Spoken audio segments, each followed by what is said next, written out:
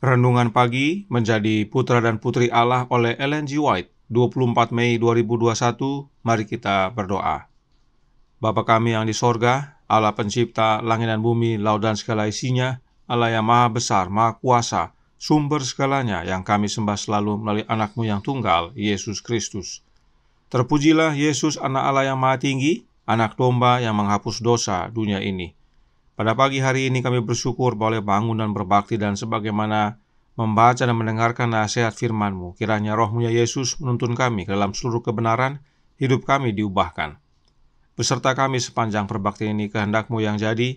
Ampun kami akan dosa dan salah, karena kami berdoa hanya dalam nama anak Allah yang tunggal, Yesus Kristus, yang adalah Tuhan dan Juru Selamat kami. Amin. Renungan hari ini akan dibacakan oleh Ibu Nia Sayo. Silahkan Ibu Nia. Terima kasih. Renungan kita pada pagi ini yang berjudul Dalam Berbuat Baik dan Berkat bagi Orang Lain. Ayat inti kita terdapat di dalam Kisah Para Rasul 10 ayat 38, yaitu tentang Yesus dari Nazaret, bagaimana Allah mengurapi dia dengan Roh Kudus dan kuat kuasa, dia yang berjalan berkeliling sambil berbuat baik dan menyembuhkan semua orang yang dikuasai iblis, sebab Allah menyertai dia. Kristus membuat mujizat demi mujizat ketika ia di dunia ini. Dalam pekerjaan ini, ia menunjukkan apa yang Allah dapat buat bagi tubuh dan jiwa yang menderita. Ia selalu melayani orang lain, memanfaatkan setiap kesempatan yang diberikan kepadanya. Bahkan pada masa kanak-kanak pun ia mengucapkan kata-kata penghiburan dan kelemah lembutan kepada orang muda dan orang tua. Ia adalah teladan bagi semua anak-anak tentang apa yang boleh mereka perjuangkan untuk dicapai. Dalam segala perkataan dan perbuatannya, ia menyatakan simpati yang penuh belas kasihan kepada semua orang. Persahabatannya adalah suatu balsam yang menyembuhkan dan meneguhkan kepada orang-orang yang tawar hati dan depresi. Ia memiliki kesabaran yang tidak dapat diganggu oleh apapun dan kecermatan yang tidak dapat diabaikan. Tangan dan kakinya yang senantiasa bersedia melayani orang lain dan meringankan tanggungan orang tuanya. Hendaklah menuruti teladan Yesus dengan saksama, sebagaimana bunga matahari selalu mengarahkan bunganya yang mekar ke matahari, begitulah hatimu, pikiranmu selalu tertuju pada Yesus, matahari kebenaran itu. Janganlah membuat diri menjadi pusat, dan janganlah kesenanganmu dan kemauanmu yang terutama.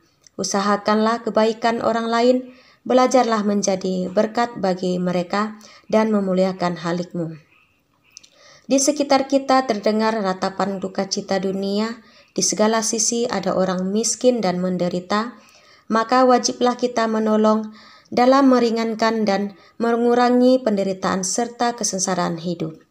Segala keperluan jiwa hanya kasih Kristus yang dapat mencukupkan. Kalau Kristus tinggal dalam kita, maka hati kita pun akan penuh dengan belas kasihan ilahi. Pancaran kasih yang sungguh-sungguh sama seperti kasih Kristus, yang sekarang tertutup akan dibukakan. Banyak orang yang telah kehilangan pengharapan, bawalah kembali sinar matahari kepada mereka. Banyak orang telah kehilangan keberanian, doakan jiwa-jiwa ini, bawalah mereka kembali kepada Yesus. Beritahukan kepada mereka bahwa terdapat obat di Gilead dan ada seorang tabib di sana. Terima kasih atas penata layanan Ibu Nia. Tuhan Yesus memberkati. Selamat pagi, saudaraku dalam Tuhan. Renungan hari ini menyatakan bahwa Yesus selalu melayani orang lain dan memanfaatkan setiap kesempatan yang diberikan kepadanya. Bahkan dikatakan, waktu Yesus masih anak-anak, Yesus sudah mengucapkan kata-kata penghiburan dan kelemah lembutan kepada orang muda dan orang tua. Tidak heran, Yesuslah satu-satunya teladan kita, baik untuk anak-anak sampai kepada orang tua. Nah, jika Yesus satu-satunya teladan, Berarti untuk kita dapat menghidupkan teladan Yesus, kita harus memohon bantuan dari Yesus. Adalah kesia-siaan jika saudara meminta bantuan kepada oknum yang tidak pernah menjadi manusia, tidak pernah bertumbuh dari anak-anak sampai dewasa, dan tidak pernah menghidupkan perbuatan baik dan menjadi berkat bagi sesama manusia. Tetapi Yesus sudah pernah, dan karenanya dialah satu-satunya teladan yang sempurna. Itu sebabnya Roh Nubuat menasihatkan dalam The Youth Instructor, Mei 14, tahun 1884, paragraf 2, yang berkata, "Berhati-hatilah untuk mengikuti teladan Yesus. Sebagaimana bunga matahari terus-menerus mengubah mekarnya ke arah matahari, maka biarlah hatimu, pikiranmu, selalu berpaling kepada Yesus, matahari kebenaran. Jangan jadikan diri Anda sebagai pusat dan kesenangan Anda dan keinginan Anda terlebih dahulu. Carilah kebaikan orang lain, belajarlah untuk menjadi berkat bagi mereka, dan untuk memuliakan pencipta Anda. Inilah satu-satunya cara untuk mengatasi mementingkan diri sendiri."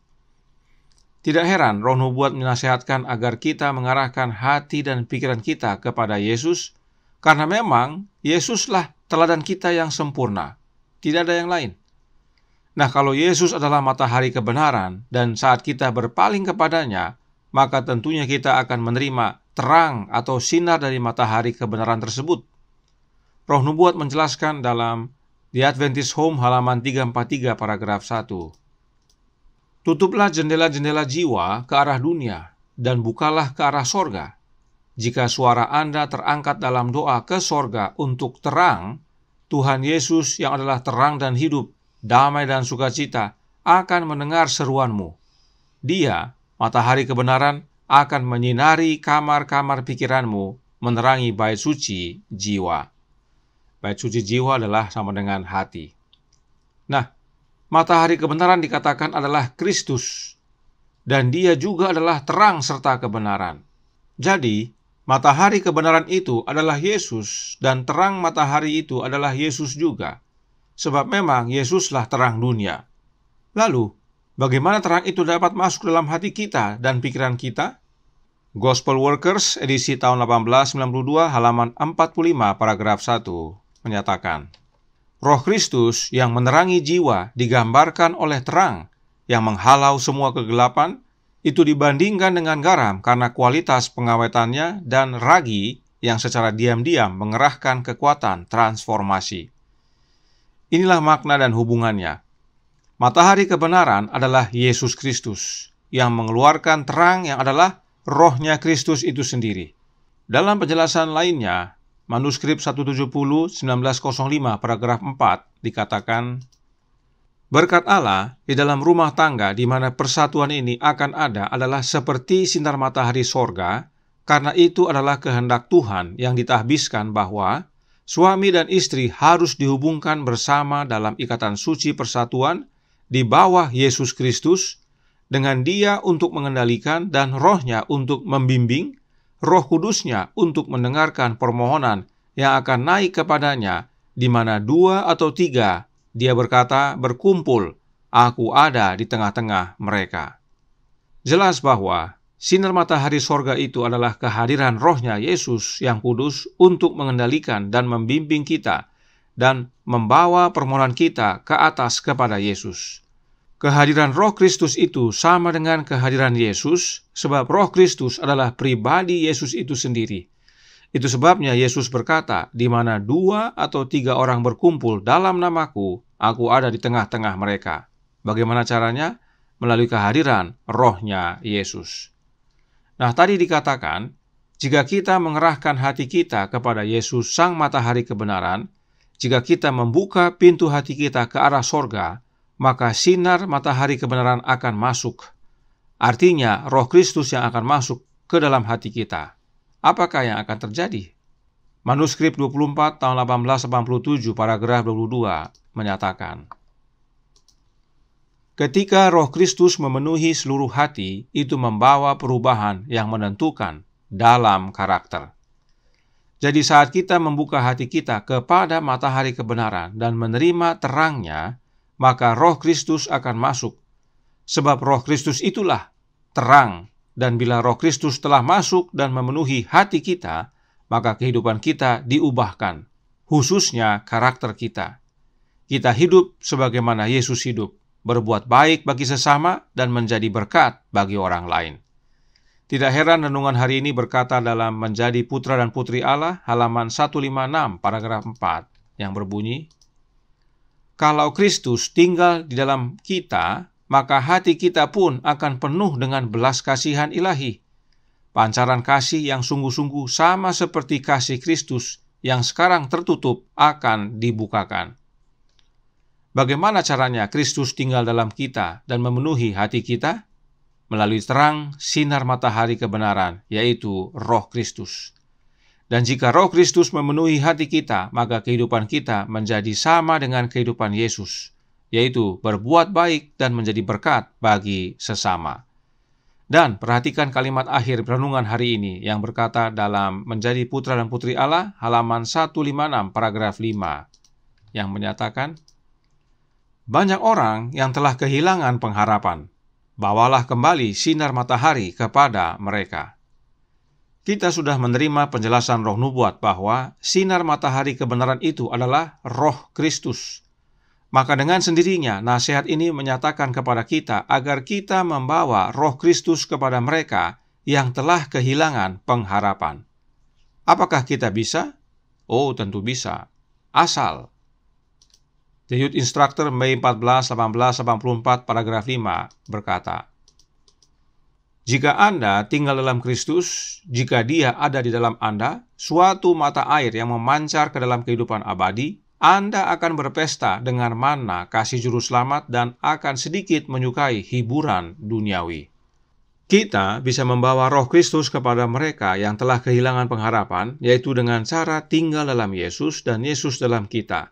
Maka mata air kehidupan akan memancar dari kita kepada orang lain. Sebab Kristus hadir dalam hidup kita, Kristus yang adalah mata air kehidupan. Dari mana Nyonya White ambil ini? Dari Alkitab tentunya. Kita baca Yohanes 7 ayat 38 dan 39 yang berkata, "Barang siapa percaya kepadaku, seperti yang dikatakan oleh kitab suci, dari dalam hatinya akan mengalir aliran-aliran air hidup." Yang dimaksudkannya ialah roh yang akan diterima oleh mereka yang percaya kepadanya. Sebab roh itu belum datang karena Yesus belum dimuliakan. Mata air kehidupan itu adalah lambang dari roh yang Yesus janjikan, yang akan dicurahkan pada saat Yesus dimuliakan. Kapan itu? Pada hari Pentakosta. Dan bila mana kita menerima roh yang dari Yesus, maka dari dalam hati kita akan mengalir mata air kehidupan, mengalir kepada sesama kita. Demikianlah kita membawa Roh Kristus atau sinar matahari kebenaran atau mata air kehidupan kepada mereka yang telah kehilangan pengharapan. Karenanya, biarlah kita masing-masing membuka hati kita kepada Roh Kristus, agar Dia masuk, sehingga hidup kita diubahkan menjadi anak-anak Allah yang berbuat baik dan menjadi berkat kepada orang lain, dan membawa Roh Kristus kepada mereka yang telah kehilangan pengharapan. Kiranya ini menjadi pembaharuan bagi kita. Tuhan memberkati, saya bawa dalam nama Yesus. Amin. Mari kita berdoa. Bapa kami yang di sorga, Allah pencipta langit dan bumi, laut dan segala isinya, Allah yang maha besar, maha kuasa, sumber segalanya, yang kami sembah selalu melalui anak-Mu yang tunggal, Yesus Kristus.